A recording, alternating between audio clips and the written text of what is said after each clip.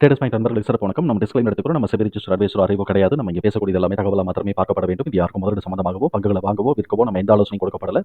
எல்லா தொழிலும் ரிஸ்க் இருக்கும். ரிஸ்க் புரிஞ்சு எச்சரிக்கையோட தொழில் செய்யும்போது எல்லாமே நல்லா இருக்கும். நம்ம ஆதரிக்கிற அனைத்து நல்ல உள்ளங்களுக்கும் நன்றி. வளமுடன் வாழ்க.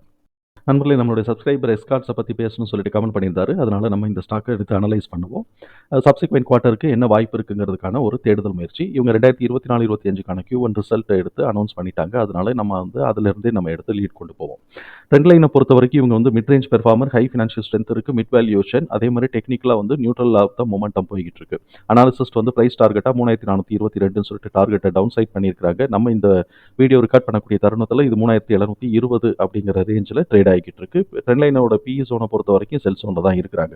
நம்ம ஃபண்டமெண்டலாக செக் பண்ணோம் அப்படின்னு சொன்னாக்க ஹை லெவல் ஆஃப் சால்வன்சி பொசிஷனை மெயின்டைன் பண்ணுறாங்க, நல்ல ரேட் ஆஃப் ரிட்டர்னும் எடுக்கிறாங்க, டெப்ட் ஆல்மோஸ்ட் ஃப்ரீன்னு நம்ம கன்சிடர் பண்ணலாம். பட் பிஇ பொறுத்த வரைக்கும் 39 அப்படிங்கிறது நம்மளுடைய வேல்யூ ஹை வேல்யூவே 25 தான். அப்போ அதுக்கு மேலே இருக்குங்கிறது புரிதலுக்கு எடுத்துக்கிறோம்.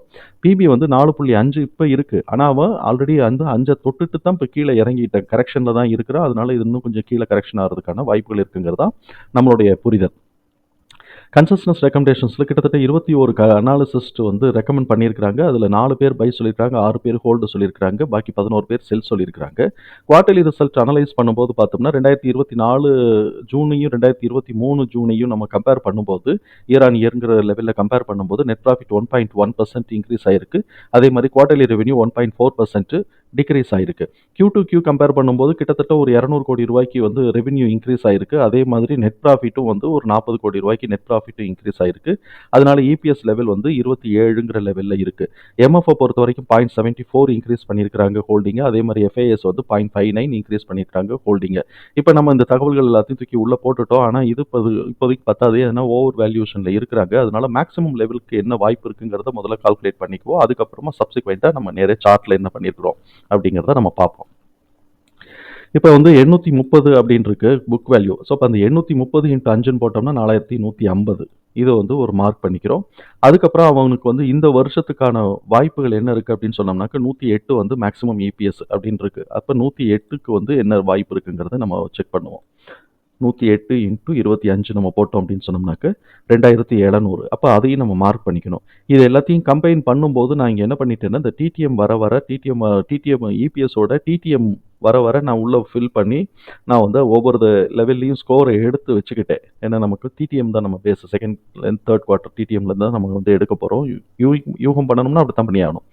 அதனால நான் ஒவ்வொரு இடத்துல இருந்தும் வரக்கூடிய ஸ்கோரை நான் மார்க் பண்ணி வச்சுக்கிட்டேன். அப்படி மார்க் பண்ணி வச்சுக்கிட்டதோடைய வெளிப்பாடு தான் இது. புக் வேல்யூ பொறுத்த வரைக்கும் 4150. இப்போ டிடிஎம்மோட வேல்யூலேருந்து நம்ம பார்த்தோம் அப்படின்னு சொன்னால் 3467 3484 லெவலுக்கு கரெக்ஷன் ஆகணும். எப்போனாக்க 3820ங்கிற மிட் பாயிண்ட்டை நம்ம உடைக்கும் போது இந்த லெவல் 3467 3487க்கான வாய்ப்புகள் இருக்குது. சப்போஸ் 3467 உடைச்சிட்டாங்க அப்படின்னு சொன்னாக்க அடுத்த லெவல்கிறது 2871 2888 வரைக்கும் இருக்குது. இந்த லெவலில் சப்போர்ட் மேக்ஸிமம் எடுத்துருவாங்க. ஏன்னா இபிஎஸ் சப்சிக்வெண்ட்டாக கரெக்ட் ஆயிடுச்சுன்னா, அதாவது எஸ்டிமேஷனை காட்டும் கூட போக ஆரம்பிக்குது, டிடிஎம் காட்டும் கூட போக ஆரம்பிக்குதுன்னா நமக்கு இந்த லெவலில் சப்போர்ட் எடுக்கிறதுக்கு வாய்ப்புகள் இருக்குது.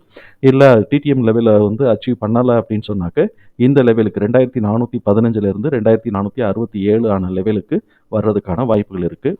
அது வருது. நம்ம இந்த லெவல்ஸ் எல்லாத்தையும் மார்க் பண்ணி வச்சுக்குவோம். எந்த லெவலில் சப்போர்ட் எடுக்குதோ நம்ம பார்த்துக்கலாம். தேவைப்பட்டுச்சுன்னா ஒவ்வொரு குவார்ட்டரையும் அனலைஸ் பண்ணலாம். ஆனால் நம்மளை பொறுத்த வரைக்கும் இது ஓவர் வேல்யூஷனுங்கிறதுனால நம்மளுடைய லிஸ்ட்டில் இருக்காது. நம்ம பார்க்க வேண்டிய கன்சிடர் பண்ண வேண்டிய லிஸ்ட்டில் இது இருக்காது. சப்சிக்வெண்ட் குவார்ட்டர் ரிசல்ட் வரும்போது நமக்கு ரெக்வெஸ்ட் பண்ணாக்க நம்ம செக் பண்ணிக்குவோம். ஸோ இப்போ ஃபர்ஸ்ட் ரேஞ்ச் பார்த்தோம்னா 3467 4150. 3820 உடைச்சாங்கன்னா கீழே உடைச்சாங்கன்னா 3467 3484 இந்த ரேஞ்சுக்கான ஒரு சப்போர்ட் இருக்கும். அதுக்கும் கீழே எடுக்கிறாங்கன்னா 2871 2888 இந்த லெவலில் ஒரு சப்போர்ட் எடுக்கலாம். அதுக்கு கீழே வருது அப்படின்னு சொன்னால் 2415 2627, அதுக்கப்புறம் 2035 2304. இதில் எங்கே சப்போர்ட் எடுக்க போகிறாங்க அப்படிங்கிறத நம்ம சப்சிக்வெண்ட்டாக ஒவ்வொரு இபிஎஸ்லேருந்தும் அவுட்புட் இபிஎஸோட ரிசல்ட்டை பேஸ் பண்ணி தான் எல்லாமே இருக்குது. நம்ம பார்த்துக்கலாம். தகவல் நமக்கு பயனுள்ளதாக இருந்ததுன்னா சங்கருக்கு ரொம்ப சந்தோஷம் தான். நம்மளை ஆதரிக்கிற அனைத்து நல்ல உள்ளங்களுக்கு நன்றி. வளமுடன் வாழ்க. நண்பர்களே, நமக்கு இந்த வீடியோ பிடிச்சிருந்துச்சுன்னா லைக் பண்ணுங்கள், நண்பர்களுக்கு உதவ ஷேர் பண்ணுங்கள், நட்பு தொடர சப்ஸ்கிரைப் பண்ணுங்கள். நன்றி நண்பர்களே.